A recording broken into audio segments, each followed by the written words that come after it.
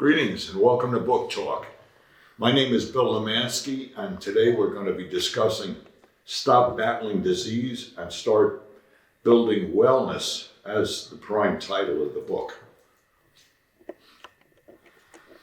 by author and nutritionist TONI KULPINSKI.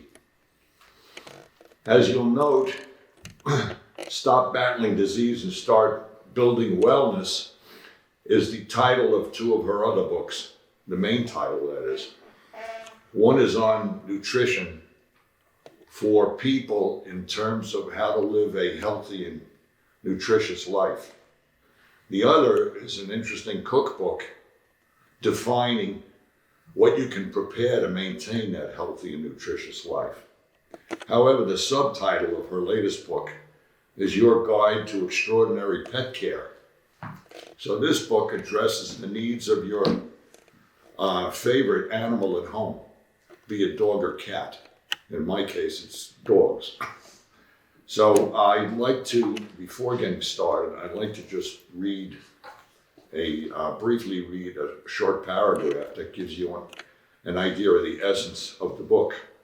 Quote, "If you're feeding your animal genetically engineered or pesticide-laden foods, these sources may very well be the hidden culprit in your pet's health issues. As a neuropathic practitioner, I treat many people with a variety of health conditions. In addition to my human patients, I have also had the opportunity to successfully help dogs and cats regain their God-given health." And that really is the theme of the book. And it discusses many aspects of how to maintain a healthy animal pet in your home. So I'd like to introduce Toni Jean. Thank you for sitting in. Oh, thank you so much for having me. Offering the opportunity to hear about your very interesting book. I'd like to start out with asking you, why did you decide to go from humans to pets? Well, that was something that kind of just fell on my lap. As I was speaking to my human patients in regards to their health issues, they would ask me a few questions about their cat or their dog. And I knew so much about historical nutrition. And I said to myself, wow, even with our furry loved ones, we should reflect back into history on how our animals should eat. So it just came to me.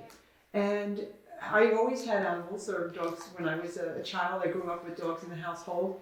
And with the knowledge I've obtained through the years with human nutrition, it made a lot of sense that they also had to eat organically grown foods and not any processed foods or genetically engineered or pesticide laden. And it just came to me with really common sense as to the correlation between the diseases that animals are suffering from today and the relation to the food, the diet. It just made so much sense. So I was able to help and start helping pet patients as well. And then I moved on to further and greater things in regards to that. And I've seen many testimonies with dogs and cats. You know, it's interesting that you pursued this, because if you really think about it from a holistic standpoint, there's a synergy between the health of your pet and your health. Because I know when my dog is sick, I feel bad. Yes. So it affects me emotionally and psychologically. Absolutely. When he's healthy, which thank God he always is, then I'm happy. That's right. So there's a relationship in terms, I believe, of the health between your pet and yourself. So that's an interesting That is so thing. beautifully said. Yeah. Yeah. Because they're like our children. Absolutely. I mean, they certainly get to that point in your life where they become a major part of your life, if you love animals. Yes. And I think many Americans love their pets, Yeah. dogs particularly, but cats also. Absolutely. I just want to mention the book, besides talking about nutrition, covers a wide range of issues affecting your pet. So the book goes into topics such as vegan pet diets, which is interesting. Today there are a lot of vegan humans. Food as medicine, supplements, bad breath, teeth and gum health. That's an interesting topic that I've experienced many times, the bad breath aspect of it. What about fish oil, which is an interesting topic? Deworming, garlic, you mentioned as, I should have tried that based on our earlier discussion off camera. But at any rate, tell us about garlic and its value in deworming. Yeah, it's an antimicrobial herb, and it's been used for centuries to help fight infection in addition to parasites in both humans and animals, and which is basically what a worm is. And there's so many different species of these worms that animals can have in their intestines. And usually when a dog or a cat is a puppy is when a veterinarian would use a medication to remove worms from their body. But before that, which we call alternative medicine, which is actually the original medicine, garlic was used. And it actually helps to retard the growth of the unfriendly bacteria with surviving the good bacteria in which the animal as well as humans need for survival. Whereas the medication or prescription would actually harm the good or friendly bacteria because it cannot distinguish between the good and the bad, leaving the animal more susceptible to more parasites. So garlic in a certain dosage, in which I explain in the book, depending on the size of your animal, you have to use a certain amount. Because a lot of people will debunk garlic and say, oh, you gotta keep, animals shouldn't have it, it's dangerous. But it's really not. It's actually very healthy for them. And again, depending on the size of your dog or cat, there is outlined in the book the accurate amount that your dog or cat would need to remove any type of worming without having to use the costly effect of the pharmaceutical brand. Well, it certainly works supposedly against Dracula. Yes, it sure does. If you have a problem with it, you go into a fairly emotional, which I can understand, story on your former pet, Peanut, which is there's an interesting picture of Peanut as a puppy. Tell us a little bit about Peanut. Without going too much into it, because I will get emotional. Because Yeah. I'm an enormous animal lover, and that was one of my main reasons for writing the book.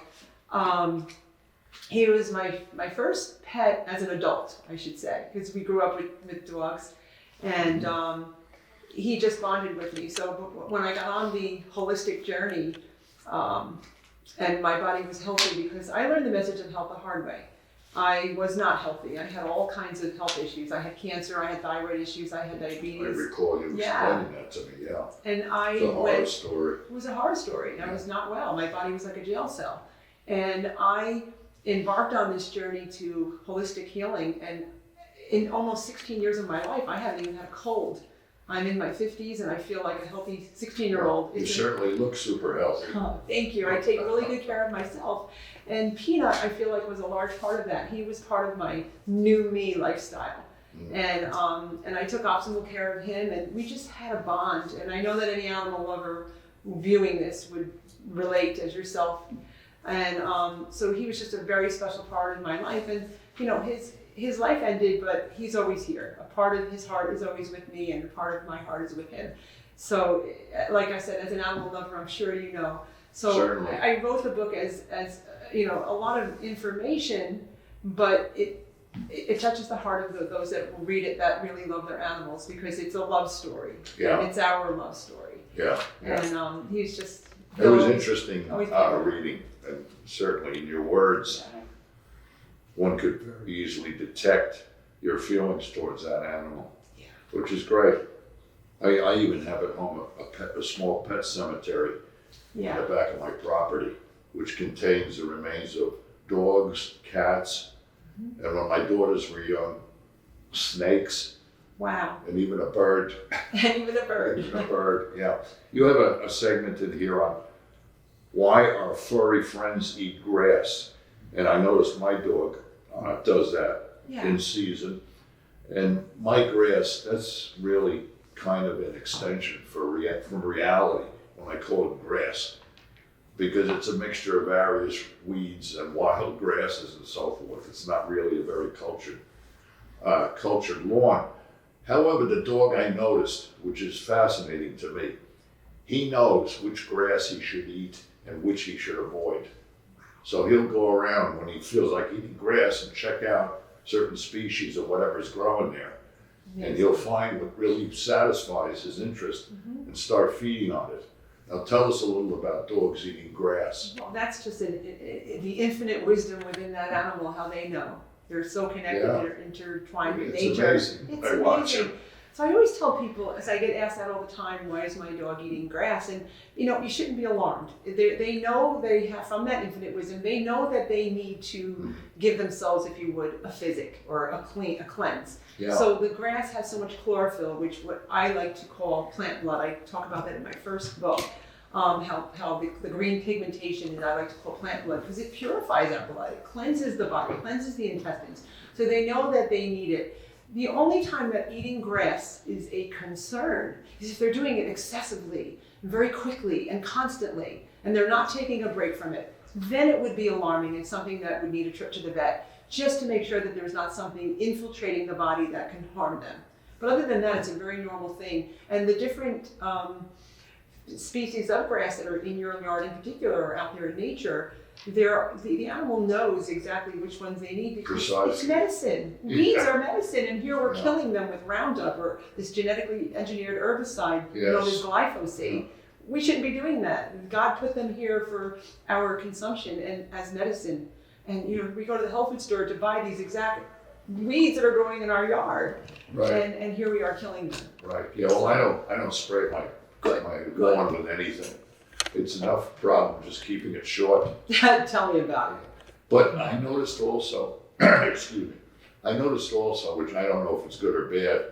In fact, I dissuade my dog from consuming deer droppings. He seems to love deer droppings. Yeah. Well, what do you think about that? Well, dogs or wolves, because they from wolves, they would eat the carcasses of wild animals. So you had mentioned the vegan in my book. Dogs and cats are not vegans. They're carnivores, and they are supposed to be eating plants as well. So they will eat the feces or the carcasses of other animals because they're getting all that ecology of nutrition and all the plants that they're eating. The plant animals, are eating plants. So you don't advise against that? I'm not saying that is, to you or myself, it might sound like, ugh. Yeah. And it does. But that's a normal thing Not for very them. appetizing. It's not very appetizing to me either, but it's a normal thing for them. I wouldn't be concerned. Now, once again, if it's done in excessiveness, I would be concerned maybe there's magnesium or selenium deficiency in your dog's diet. If that raises an eyebrow of concern, then I would look further into that. Anything in excess is not healthy, but no, very normal. I wouldn't be too concerned. Okay, I'll keep that in mind. Regards what he finds outdoors to eat, he seems a lot more intelligent than I do. Fish oil, you mentioned. Yeah, great Why topic. fish oil? So fish oil would be given to those that are vegetarian. If you choose to, now I'm plant-based, I am a vegan, but if you choose to You don't feature, eat meat at all? I don't. And I'm not against it at all, as long as you're eating it of the right source, grass-fed, pasture-raised, wild-caught. What about fish? Yeah, wild-caught fish, fine. I personally don't eat any animal products, but again, I'm not against that. Just for myself, it's just the way I've evolved and transcended, and Sure. I love it. I love the lifestyle. But again, I never would look down at a meat Well, it eater. obviously has made you quite healthy. Thank you. I'm very grateful for my health. But as far as fish oil with animals, it's important to give or substitute a fish oil if you choose to feed your dog or cat a vegetarian or vegan diet, because they still they have a different physiology than a human, so they really would not be able to obtain good health on just a vegan diet. It's not healthy. Now, if they're the strongest animals in the world. I mean, look at a gorilla. They eat strictly plants. Look at cows. They eat strictly plants. True, yeah. So we wouldn't worry about them. They wouldn't have to, because that's the way they were designed. But a dog, and in regards to dogs and cats, you would substitute with the fish oil, which would not be necessary for an animal who is eating animal protein. I see. Okay. You go into a discussion here on commercially available dog food. Yeah. Which just about everybody, I would assume, feeds their pets. However, my daughter, which you know, Michelle, Yes.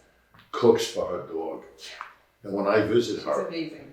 I see what she's feeding the dog, and I'm jealous because I want to eat it myself.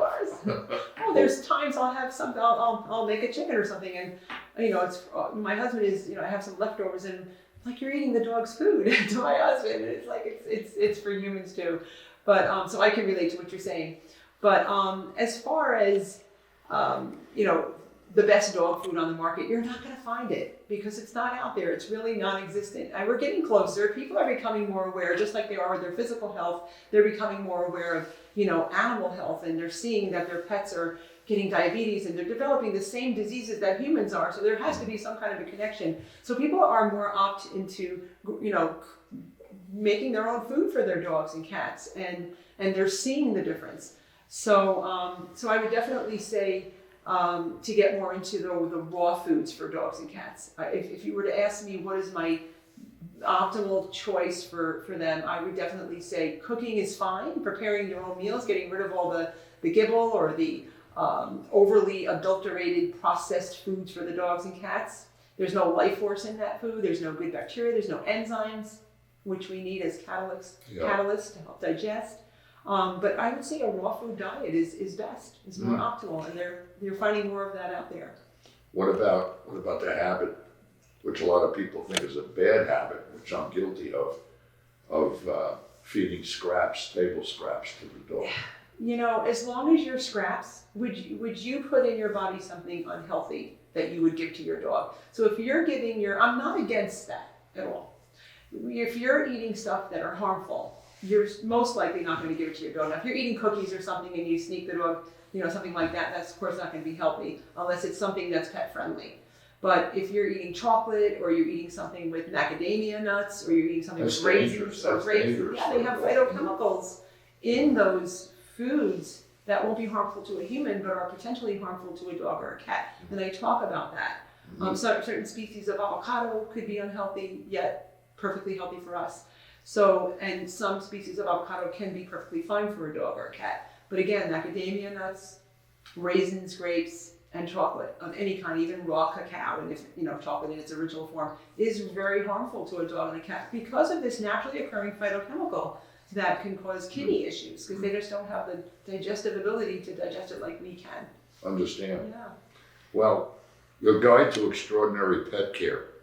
Stop battling disease and start building wellness is a really interesting and I believe important read for anyone who has pets and who loves them. So I would recommend, if you want to get a lot of really important information on maintaining a healthy pet, you should read this book. Before we close out, you had mentioned you're working on other books. Yes. Tell us a little about what you have planned. Thank you for asking. So this is the series of the Stop Battling Disease and Start Building Wellness book series, which has ended with the third installment that we're reviewing today. And I am in the process of starting my first book in my next series, which is going to be starting out as hormone health. But as I decide more what the other books will be in that series, I'll come up with some new things. But right now, Stop Blaming Your Hormones is what the title is most likely going to be at this point, because a lot of people are blaming their hormones as to why they're sick, but our hormones don't make us sick. We actually make our hormones sick through very similar things I speak of in these Sounds like books. a fascinating topic. I'm excited. Yeah, I'm looking forward to that. Thank you. You have to contact me when it's available. And I most certainly will. I would be honored. Great. Well, I'd like to thank you, Toni Jean, Thank for sitting you. in with us this morning and educating us to, at least particularly me, to a much greater extent on how to take care of our pets. Once again, Stop Battling Disease and Start Building Wellness, your guide to extraordinary pet care. I'd also like to thank the Town of Monroe government and Supervisor Tony, I'm getting my people mixed up, Tony Cardone, for providing this wonderful venue here in Town Hall.